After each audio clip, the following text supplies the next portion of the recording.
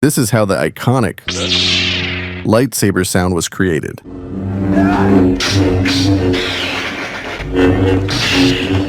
On the campus of USC, I was a projectionist, and when you turn the projectors on, they hummed.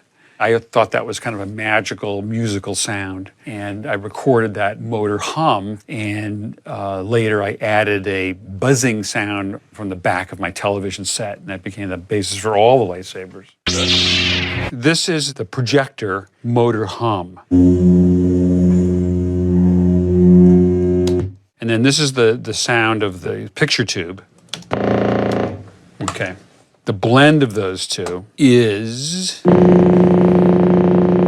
and then making a new recording of it with another microphone and swinging the microphone around in front of the speaker produces a Doppler effect.